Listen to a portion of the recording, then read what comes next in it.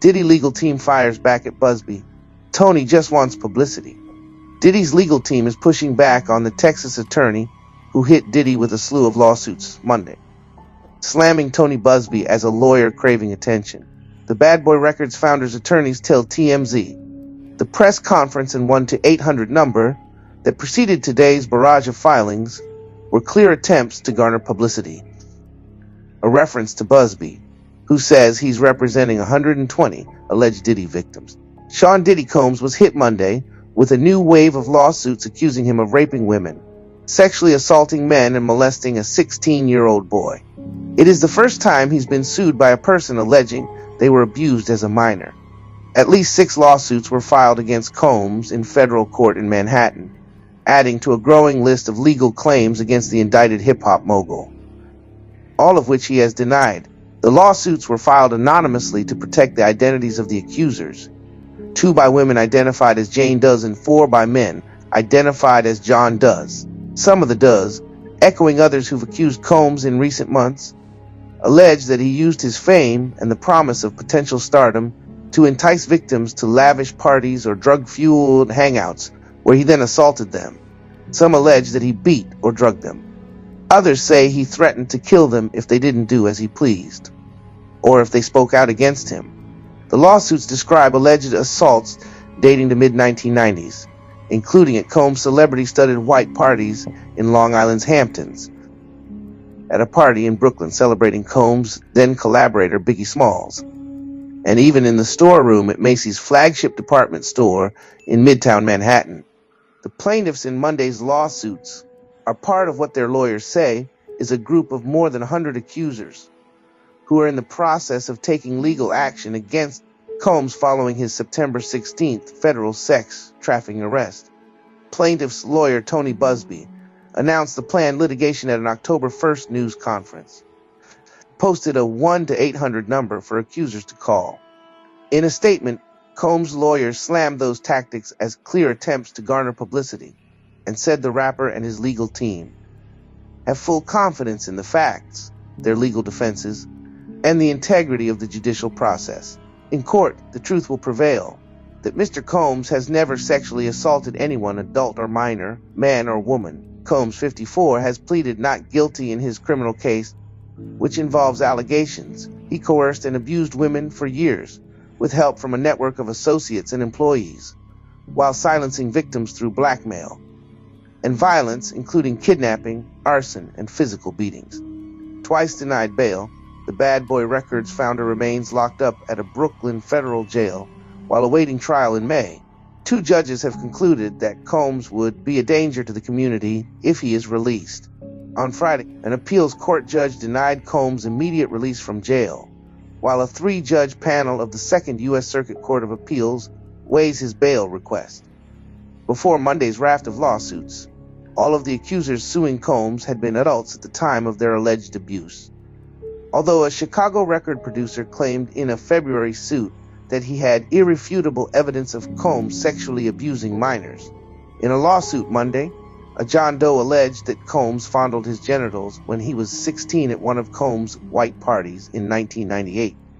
The man, who now lives in North Carolina, alleges that Combs told him he had the look of a star and then abruptly ordered the then-teen to drop his pants.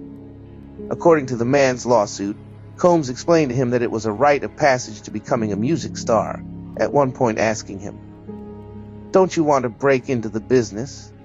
The man said he complied out of fear, anxiety, and a power imbalance felt with Combs, only realizing later that what he says happened was sexual assault. Other lawsuits filed Monday in U.S. District Court in Manhattan include allegations of rape, forced oral sex, and drugging to incapacitate victims.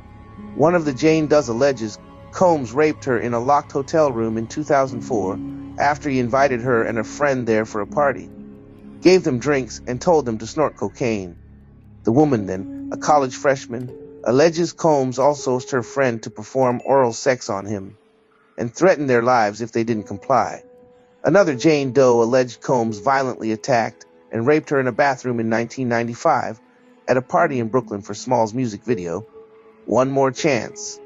Smalls also, according to the woman, Combs brought her into the bathroom to talk privately and started kissing her unexpectedly. When she tried pulling away, she alleges, he slammed her head against the wall, causing her to fall to the floor. She said she tried to escape, but Combs hit her again and raped her. Afterward, according to the woman, Combs nonchalantly adjusted his clothing and told her, "You better not tell anyone about this, or you will disappear."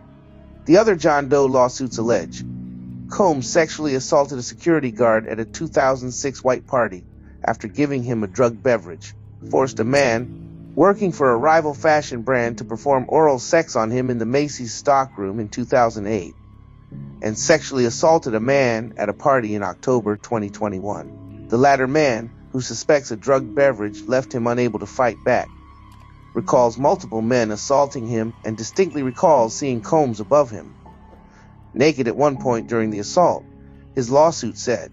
Associated Press journalists Andrew Dalton and Jonathan Landrum Jr. in Los Angeles contributed to this report. This story has been corrected to show that the party celebrating Biggie Smalls was in 1995, not 2005, according to a lawsuit filed Monday. The client is a monster and a predator. We're going to keep our foot on his neck. He's never getting out of prison. Tell him Gilmore said that. Lawyer walking like he mad as hell. That's Diddy lawyer walking away? Yup. It ain't got nothing to do with Cassie's bravery of why all these people coming forward now. These people, some people been trying to come forward about Diddy in the past, but you know who blocked them? The people who should have been doing something about it. See, now that they're switching the gatekeepers around, they taking some out and switching some around and probably going to have others. What they going to do is they going to take out the old ones through basically just propaganda and stuff that they really did do in the past probably.